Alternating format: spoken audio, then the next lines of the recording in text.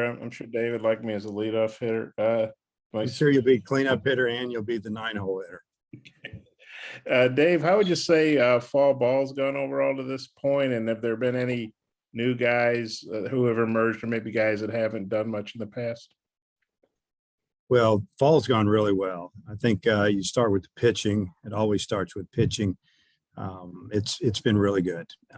We've got some returners that are pitching extremely well. I think the ones that kind of jump out to me would probably be Connor Nolan's had a good fall. Stuff's good. Zach Morris has been good. I would say Evan Taylor, who has really good stuff, but hasn't really put it together here. We're hoping this is going to be a breakout year for him. Lefty with really good stuff. It's just a matter of him taking it to the game, and he's done it so far this fall. Sometimes it just takes time, and we're hoping that's the case with Evan, that he's ready to really contribute this year for us. Vermillion's been good. We haven't thrown Paulette. All those bullpens have been incredible. He's going to throw a couple more times off the mound, and then we're going to shut him down. But he seems to be 100% healthy, throwing the ball better than ever. He's gotten bigger and stronger, and he really starting to look the part. He's matured a lot physically and mentally, and we're expecting big things out of him. Hopefully, Wiggins has been really good as far as command. 3 pitches now instead of just a fastball and a changeup. He's got a breaking ball to go with that, and those are just a few. But there's been some really good freshmen too. I don't want to say a whole lot about those guys yet, but there's a few of those freshman pitchers that are going to do more than contribute. I think they're going to be right in the middle of our, whether it's rotation or coming out of the bullpen. We see some freshmen really helping us there. On the offensive side, there's some depth, returning depth, and guys are having really good falls. I guess the one that really jumps out at me is Braden Webb. Braden has 7 home runs this fall, 7 or 8, hitting over 350, incredibly gifted outfielder, playing center field, along with Caden Wallace. And if Caden's not playing third, I'm not sure who I'm going to put in center, but right now Webb's the one that jumps out because he came in with an edge. He hasn't been 100% healthy since he's been here. Got off to some bad starts in the spring, and I just think that he's finally just realized it's just baseball. Get over it, and man, he is playing well. So Robert Moore is better than he has been, and that's saying a lot because he's awfully talented. We've got a couple of transfer. Michael Turner jumps out at me. Had a really good offensive fall, caught really well, played first base. Could go on and on, honestly, but a lot of guys have come back in and played well. There's a lot of competition to get on the field, and makes for a healthy team. I think again, the depth and camaraderie, and looking forward to finishing up out here in the next couple of weeks, really getting full bore in the off season, which is a lot of lifting, a lot of conditioning, strength and conditioning, and also kind of individual workouts, group workouts, breaking guys down, building back up, and getting ready for spring. I guess Battles, has he been out? Because I know he had a little procedure or something done, right? Yeah, he had a surgery on his left shoulder. It was pretty good procedure. He hasn't been able to do anything. He's starting to lift lower half pretty good. He's staying in shape, riding stationary bike, treadmill work. He'll be fine. He'll be ready to go come February. But as far as the offensive part, he's missed the fall, which is, it is what it is. You're going to have injuries, but he'll get caught up. But he's been out there, great attitude, and we're just really excited that he's back. Who's been working at short in his absence? Well, we've had Robert Moore over there. We've had a couple of freshmen, Bernardo and Jude Putz, who played short. That's kind of what we've done in his absence. And Bernardo's a really good athlete. Hasn't had the fall that he's wanted to have, but we've seen a lot of athleticism there, quickness, good arm. Putts has been solid. Just hits a lot of singles, uses the whole field. Pretty good defender. Had some injuries he's been battling really the last couple of years. Be nice to get him healthy and see what he can do in the future. Okay, thanks. Matt. Hey, Dave, all the assistant coaches and players I've talked to this fall have remarked about really strong focus that this team has had. I wonder what you've seen in that regard and whether you think maybe the disappointment of the way last season ended has motivated them this fall. Yeah, I just think it's part of our culture and just the way the program is. We start early here in fall baseball. We start usually the first week of school or at the end of the first week, sometimes early into the second week, and we get it going. And we just want to get their attention. We want to get those guys out there and, get them to play the way we want them to play. And we want to get them to know each other quick. And I know a lot of other programs, they start 3 or 4 weeks in. Some of them are just starting now and they'll go all the way to the holidays. I like to get our guys off the field and let them rest and get away from the game a little bit as far as, maybe bats and balls are competing and get them bigger and stronger. But I think that has to do with the way our focus is. Guys come in, they know we're going to start early. They're hopefully they're mentally right when they get here and they know that it's tough. Fall is tough. It's harder than the spring as far as physically, with all that goes on and, going to school, lifting like we lift 4 times a week, and then scrimmaging and practicing, and then it's really hot. And it's been a really hot September. So, but the team, they are very focused. I'm not going to say it's because of the way the season ended. We came 1 game short of going to Omaha, but we had an incredible season, 50 wins, won everything that was out there for us. Every weekend we won, whether we deserved it or not, we did. And they played great, and just really proud of last year's team. I mean, I can't say enough about them. The only disappointment I have is that some of the guys didn't get to finish their career in Omaha. But I just think the team's focused because that's what they do. They play baseball and they love it. With Caton in center field, you mentioned that he's also a possibility at third base. Who are some of the other ones that you think could fill that third base for you? Well, obviously Wallace is maybe the front runner. We could put true freshman Peyton Stovall there. He missed almost half of fall ball with a rib injury. His first live at bat, that he's had in a batter's box since May was just a couple weeks ago, and it's gone pretty well for him. Hitting the ball extremely well. He could also play some first base or second base, maybe even short. We haven't played him there, and that's what he played in high school his senior year. He played second base his sophomore and his junior year, and he's going to be really good at second in the future. But obviously that's Robert Moore's spot right now. But Peyton's going to get in the lineup with that bat. He's a very good hitter. So, we could put Ethan Bates over there. We could put any one of the 2 freshmen that I already mentioned over there. So we definitely have some options at third. When you're talking about battles at short, and a couple of young guys with Robert, if Robert could play short, we could put Stovall at second. There's a lot of options. Renato could play all 3 of those positions, and Bates can also play first base or corner outfield. So definitely have some options. Andrew Ellis.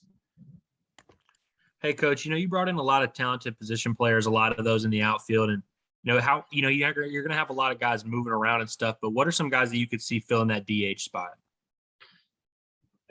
Probably the odd man out, I guess, on the defensive side, because we've got some kids that can hit. We got older kids, got some younger guys.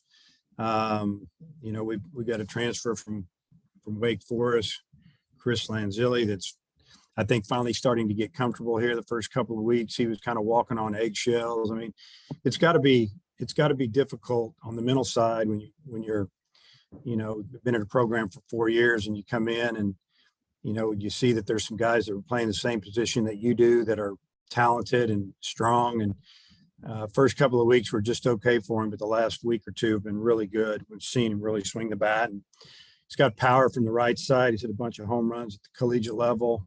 And, so he's a guy I could see there. We've got, if we want to go left-handed, we can go left-handed. It really just depends on who's in the outfield. And if Jace Borfin is starting in the outfield and say Webb's in the outfield and, Slavens is playing some outfield. If those guys are in there, there's some big bats, and, we're going to have to figure that out, but I think it will evolve.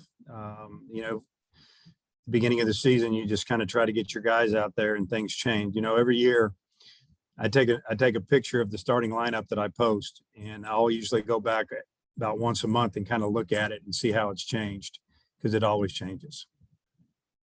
I also wanted to ask you about freshman Kendall Diggs. I think a lot of people knew about Vernado and knew about Stovall, but has he been a guy that's kind of stood out to you or maybe been better than you expected? It seems like he's having a pretty solid fall. He's having a pretty solid fall. He's had a few little setbacks injury wise and sickness wise. It hadn't been great for him. He's got one of the prettiest left-handed swings on the team. It's really flat and through the zone, stays in the zone, and he can hit the ball down the left field line. He can hit the ball off the scoreboard. I mean, there's a lot of potential there. And if he keeps working, we're going to get him in shape. We've got to get him a little better shape and get him stronger. And, Blaine Kinsley's doing a great job with our strength and conditioning. And with our new facility, it's so convenient. And the guys are getting after it in there, and it's fun to watch. But I think you're going to hear a lot about Kendall Diggs this year and in the future. Coach. Yeah, Coach, you already mentioned Battles and Paulette, but another couple of guys I saw were listed as coaches on the Fall World Series rosters, Griffin and Bracken. Could you give an update on their status? Yeah, so they're both throwing bullpens right now. It's so hard for me to talk about it. I haven't seen him pitch a whole lot in a while. Griffin hasn't thrown a pitch for us here. He came in and was hurt from day one, and he had Tommy John surgery, and this is one of our top recruits, coming in last year in the fall of 20, tall left-hander with a good arm, and it's coming back. And it's probably going to be better than ever. The arm action is actually a little cleaner, a little shorter than it was before surgery. He's throwing more strikes, hasn't faced any hitters, but we see him pitching for us in the spring. We're just going to have to, once he gets to a certain point, we'll get him, on the mound facing live hitters. And with Isaac Bracken, Isaac was going to be a guy that really could have helped us last year out of the bullpen. He was a Friday starter at Northern Colorado and came here as a grad transfer and throwing the ball 92, 93 miles an hour, maybe a little more, and then tweaked his elbow, not to the point where they wanted to do Tommy John, but, a lot of recovery, a lot of rehab, and we're just hoping that he's ready to go, come springtime. And we think he is. He's pain-free. He's throwing the ball, but we're just on a timeline with him. And yeah, those guys are, we put all the guys that are injured basically on a team just for support and coach a little bit. And, those guys could be a big part of our staff if they're healthy. I went to a scrimmage, I think a few weeks ago now, and I saw where Slavens wasn't throwing the ball. Oliver said he had some arm soreness. Is he full go now? And is there any concern there at all? No, he's resting his shoulder. Really more than anything, it's precautionary. We're not letting him play catch. He's resting it for another 2 to 3 weeks, and then he'll be on a throwing program.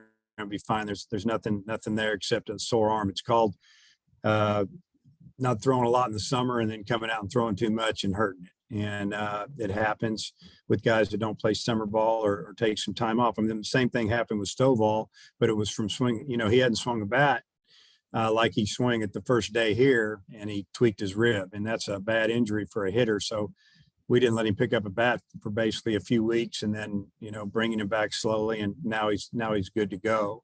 It's kind of the same with Stovall. He's not throwing full bore, and neither is Wallace. Wallace was out at the Cape and had a little problem with his wrist. His back was bothering him, his arm was bothering him, and that's why we pulled him out of there. And he was just the day he came home with the day they selected the All-Star team, and his name was going to be on it. But we thought it was more important, and so did he. He was ready to heal up, and he's not throwing full bore either. If he's playing center field and there's a single to center, and there's a runner on second, he's not throwing to home. And Slavens is the same way. He may kick it in there, to be honest with you. We're not letting him throw. So it's fall baseball, but we're trying to get our guys ready for February. And speaking of Slavens, do you see him playing in the outfield this year? Or I know he's been at first, so I was wondering what you got envisioned for him. Yeah, he hasn't taken a ground ball all fall with us, with the infielders. So I feel like he's going to play in the outfield a lot. And, if he had to help us in the infield here and there, we'll do it. But we know he can do that. He'll take some ground balls, in the infield every now and then. But right this fall, it's focusing on working on his first step in the outfield. And, he's shown us that he's got a little feel out there. The interesting part of playing outfield is the warning track and the fence. That's the difference between the really good outfielders and the average outfielders, is the guys who can run on that warning track and handle that fence a little bit. And that's what Webb's really good at. That fence, he's fearless out there. But also you got to be smart, and you got to know where it is. How many steps do you have between that grass and that warning track tells you? That's why they call it a warning track. That fence is coming up on you and it's not going to move. So Brady will get to play out there, and he's gotten a lot bigger and stronger, as you'll see. He's put a lot of strength in his lower half. He's hitting the ball harder and farther than he ever has here. His exit velocity off the bat is leading our team by a lot. I mean, every time he hits the ball, he hits it over 100 miles an hour. And that's ground balls, that's fly balls. I mean, he's putting a charging to it pretty good. Phil? Dave, you've had some really good catchers in the last few years that have had a chance to develop over the course of their time, like Grant Cook and like Casey. Dylan Leach, even started at an NCC game last year. I know he brought in a couple of other catchers, but how's Dylan looked in the fall, and what do you think about your catching situation right now? Dylan's been fine. He's had some really good days. He's had some days when the arm's been a little wild, but the arm strength is there. The receiving is pretty good. And again, Dylan's really a freshman age-wise. And he's got some experience. He got to practice with us. He got to sit behind Casey Opitz and learn. He got to experience some SEC play and everything, the pitching, the hitting, the crowds.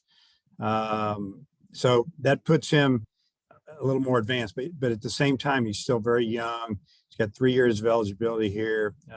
I think he's getting better. He's getting a lot more physical. He's even grown an inch or two, honestly, since he's been here. And then as far as our other catchers, we've got Max Solis Jr., who's about 6'6", can also play first base. He's got a good arm. He's hit a couple home runs this fall. He's got some power. Pretty good athlete for a guy his size, as you'll see. Just got to get better at blocking more than anything. And sometimes when you're a big-bodied guy, it takes a little more time. And we think that he's going to be fine. And then Michael Turner, who's a left-handed hitting catcher. I didn't say left-handed throwing catcher because I get asked that all the time when I bring that up. He hits left-handed, and obviously he throws right. At Kent State, he played infield and caught. He's had a really good fall behind the plate and at the plate. Brings a lot of experience. He's very physical. So we feel really good about our catching situation right now. Come back around, Bob. Yeah, Dave, if Slavens is going to primarily be an outfielder, what are your options at first? Well, it's who we've worked over there this fall is Michael Turner, the catcher. We've talked about him a little bit.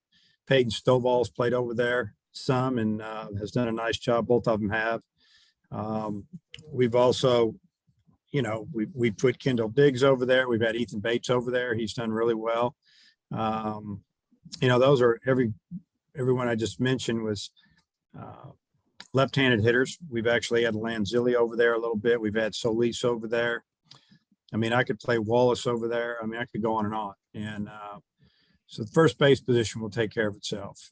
As far as this series coming up, the red-white series, I'm letting the coaches run their own team.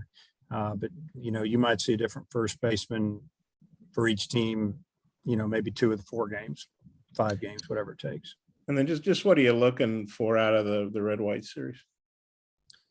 Just really more than anything, a little bit of closure on the fall. Want to see some guys play when maybe there's a little bit more on the line than just another fall scrimmage, and see how they handle it. I remember last year in the scrimmage, I pulled Wallace off to the side and I said, look, you played third all fall, but we're not sure who's going to play right field for us next year. And you're such a good athlete. Play, I want to play you in right field in the red white series, see how it goes for you. And he was all about it. He knew that was his best chance to get on the field as a freshman every day. And he went out, and I think his very first pitch he saw in the red white series, he hit it about 400 foot for a homer or more. And I think he hit another home run, hit really well, made all the plays. And, so we learned something right there. And, there might be a guy or two we're looking at it in a position, but really more than anything, just to see how they compete, and want it to be a little bit fiery like it always is. There's 7-inning games. I don't like 7-inning games, but you might have to play one every now and then. It changes the way you pitch, as far as bringing in relievers, but then you stretch it out to 9 and you might run out of pitching. We don't want to overextend anybody. Obviously don't want anybody to get hurt. But want to see the guys really play hard and kind of get an idea what they can do when a little bit's on the line. And then when Robert goes to short, who are your second basemen? Well, I mentioned it earlier. I'd probably put Peyton Stovall could go over there. It's where he's his natural position. He's good there, turns a double play, makes pivots. He's comfortable there. He's probably one that jumps out. And then obviously the two freshmen that play shortstop, Barnardo and Jude Putz, they can play there. I work the guys out at all the positions all fall, so they get a feel for other spots. Thanks, Dave. Yeah. Matt, I noticed a new backdrop. Is that your new office? No, this would not be my new office. This Okay. would be the meeting room. It's nice, isn't it? Well, kind of a transition into, using the new building. You guys, I know you talked a lot about the functionality of going from, one room to the next and just how all that played together. I wonder what that's been like to see that all kind of come to fruition this fall. Well, it's been amazing over here, honestly. You kind of have to walk through it. Have you guys been through it yet? Any of you guys? I know, well, maybe No. Brett has, but Phil, have you been here yet? Yeah, Corey took me through there a month and a half ago. It's amazing. Yeah, Really it is. is. It is. And we're very fortunate to have it, watching it all come together. Really, since Hunter and I met, I think it was in January of 18, talking about expansion and, really talked about player development and what can we build for the players. And, obviously there was going to be some entities for fans but it was really about development and recruiting and giving these kids an opportunity to be really comfortable and be in an environment over here that's probably second to none at this level. It's been very gratifying for me personally. I can tell you that, just from where we started 20 years ago in a really nice facility to now having, in my opinion, because of this facility and our, indoor facility that's right next door, it's the best in the country. And I think that our team and our players realize what we have here.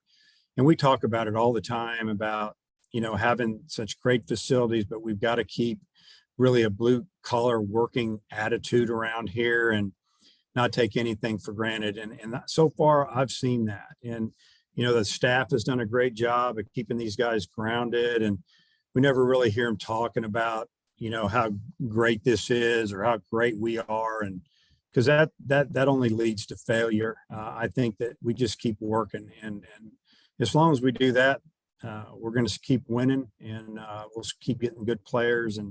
But this building's, it's phenomenal, honestly. If you walk through here, the way it's set up, it's just an easy look, and it's fun to recruit here too.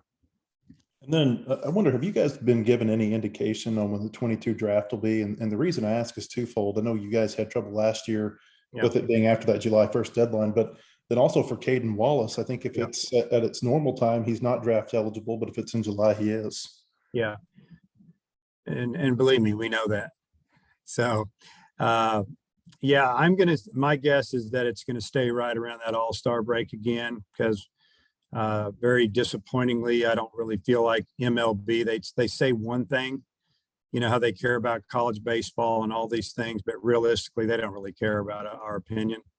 It puts us in a bind. It's not about keeping Caden Wallace. It's not about keeping another player. It's about trying to get your roster right, trying to be fair to the kids that are in the program, that were draft eligible, that weren't drafted, the scholarship that they were on, the scholarship that the kids coming in are on.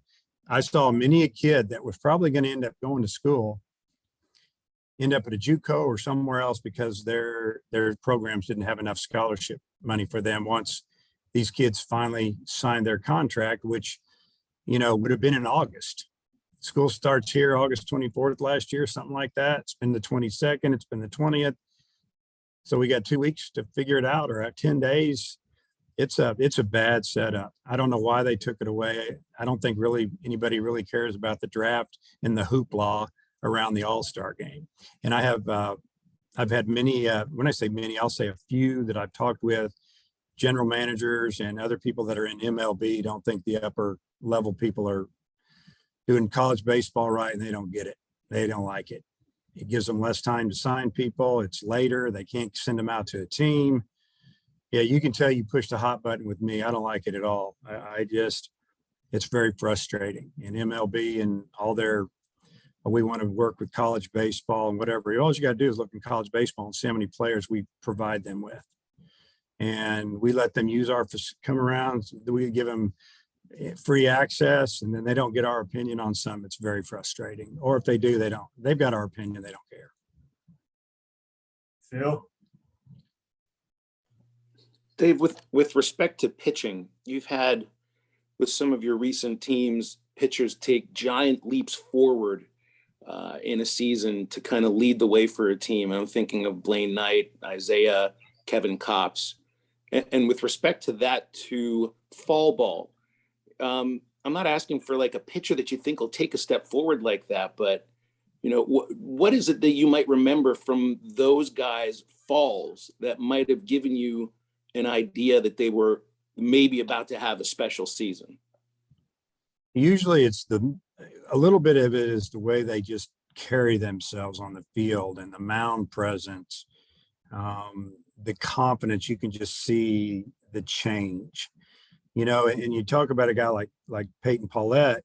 He hasn't been out there to show us, but just the way he's walking around here just looks different. Physically, he looks different. You know, he's still confident, and I'm not going to say cocky, but you can tell that, you know, he thinks he can get anybody out, even though he hasn't been out on that mound. Sometimes just seeing it and being around it can jump you. And I mean, I see Connor Nolan. I think he believes now that he can get anybody out. And you know what? He's given up a home run or two this fall, but most of our guys have. They got good stuff, but our hitters are good. And they don't let it bother them anymore. Just go get the next guy out and make a little bit better pitch. I think Jackson Wiggins is a guy that night and day now compared to what he was last fall, or maybe even in the spring. Question himself, you know, and now he's got 3 pitches. And, you know, I think he was up to 90, 98, maybe this fall, 97, 98. We know he can throw 100 miles an hour. He's proven that. He proved it with Team USA. But now he's pitching 95, 96, 97 with 3 pitches, and he's throwing strikes, not walking very many people. He's getting ahead in the count. I've just seen a jump there. And I mentioned Evan Taylor earlier. He's a guy that I've sat here and watched him for 3 years, have some innings in fall baseball. We're going, wow, this guy's going to be really good. And then in the spring, it didn't happen. And I discussed that with him after the season was over. And I did all the talking, let's just put it that way. And I see a different pitcher. It's time. And I think he knows that. And I think he's going to do it. And I hope 10 years down the road that we have a conversation, something along the line of, hey, coach, I'm really glad that you kind of told me what you thought after the season about my ability and how I wasn't using it, because it's there. And if he's serious, he could be really, really good out of the pen, and a left-hander that can come in and get lefties and righties out. And so sometimes guys just make a jump, and a lot of times it's more mental than physical, that they just feel like, hey, I belong. I've been here. I've done that, good or bad. You know, and I think that's kind of the way Webb feels now. It's like, heck with it. I've had 2 years here where I thought I was going to be the guy, and I wasn't. I mean, athletically, there's not a better athlete on our team than Braden Webb. He's one of the best athletes I've ever coached. He can run, throw, hit for power.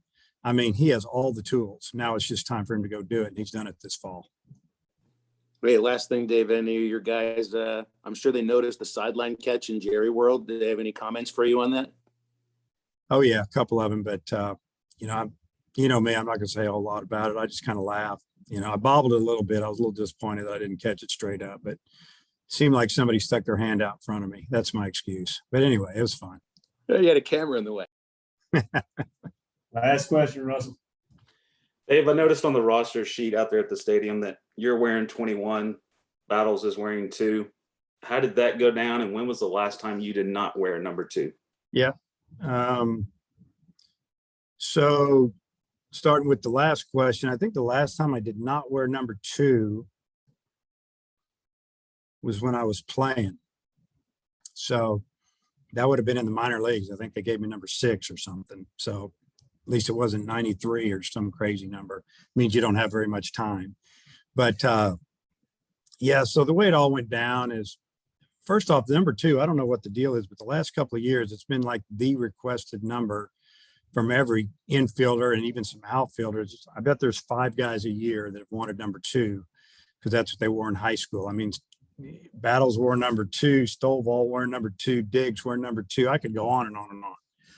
Guys who were in the program last year that gone wore number 2. But so when Kendall got here, or excuse me, when Jalen got here, you know, we kind of kidded around about number 2. He kind of would come to me and say, ask me about it. And, you know, I said, I'll tell you what, you come back next year, you can wear number 2. He goes, okay. And that's kind of the way it started, I think. Fall went on.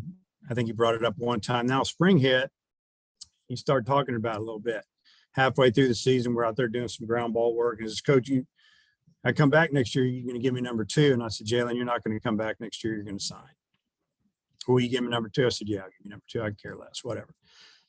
That went on 2 or 3 times. And then really with a couple weeks left in the season, he brought it up again. He brought it up right after the SEC tournament, which he was incredible in, hitting home runs, making plays, you know, 50, 60, 100 scouts in the stands, cross checkers. And I just said to him, Jalen, you're going to be a high pick. You're going to get paid good. You're going to sign. He goes, you never know, Coach, but if I come back, I wear number 2. I said, sure.